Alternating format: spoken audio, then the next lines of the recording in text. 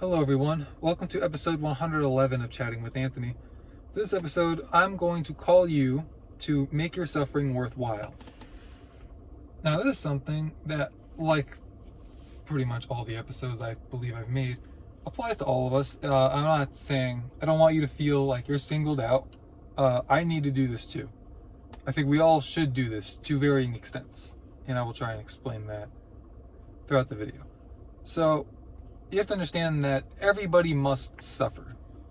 It sounds dark, but it's literally part of the human experience. When Adam and Eve sinned, they pretty much, I don't want to say condemned, because obviously that's, well, yeah, they pretty much condemned everybody to damnation.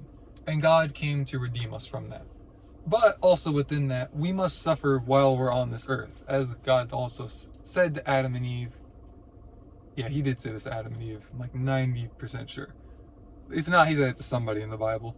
By the sweat of your brow you will eat. By the toiling of your hands you will work. I don't remember how exactly it got worded, but essentially it's like now you must work for everything. I was gonna provide it all for you, and the good news is God does. Funny enough, God tells us later on He does provide everything for us still, but we must work for it still. How does that work exactly? I don't know where the fine line is. Hopefully you'll understand that one day and then I can explain it to you guys. But that is just what the Bible says about God Himself, so I will trust that. Now, how much you suffer depends on a lot of things. Some of them include decisions that we make, the mindset that we have, and like the lens that we try to view the world through, the wrath of man, and the plans of God. Now, we can alter all of these things, except for God's plan. The only thing that we can alter within that is that God gives us free will. I like to think of it like a video game where there are only so many options that you have.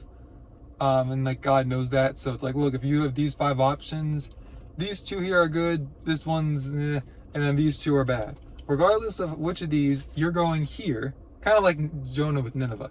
Think about it. He went the opposite way on a boat, ended up living in the belly of a whale for, I don't know how many, I want to say it was 3 days, and then got thrown up, and he ended up on shore somewhere, and then ended up right at Nineveh.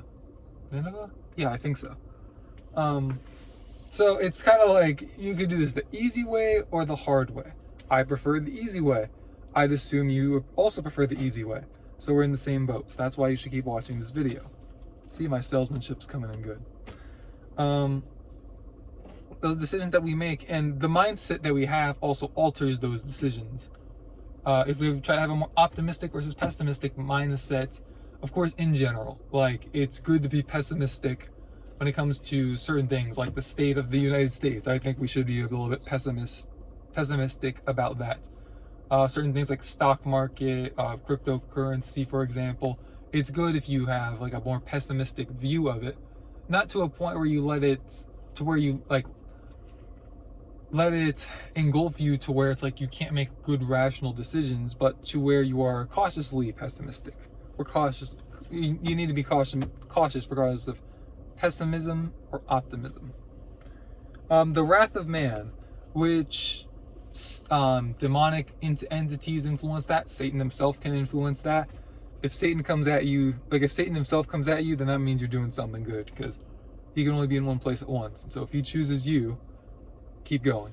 And then again, the plan of God, which we have no say in that, but it's pretty cool that He's willing to give us opportunities to understand, and even willing to tell us His plan. If you now there's no guarantee that He will, but the fact that He's willing to for some people is pretty cool.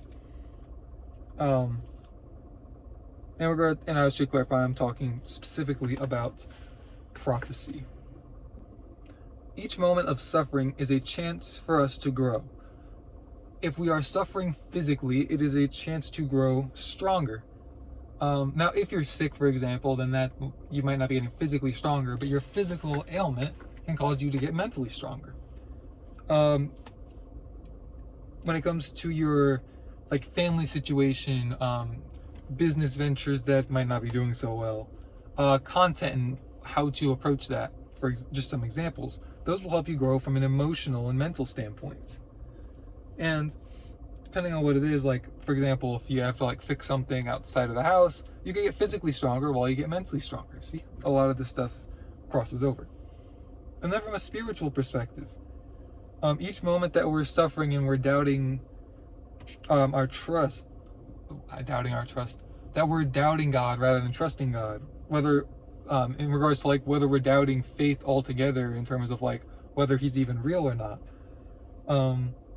whether we have something that we just really want to keep to ourselves, like a hidden sin that God surely doesn't see. He does. But or like a situation where it's like, I want to take the reins on this, God, so bad, and I'm afraid to give it to you because I'm afraid you're gonna want to go a direction I don't want to go. Those are all moments of suffering that help us grow. And I think if this helps you put it into perspective, I think that once we get to the end of our life, we'll be happy that we went through productive suffering. I know for me that being sick and having to sit on the sidelines a little bit more than I would have liked to definitely made me grateful for the suffering that I was enduring.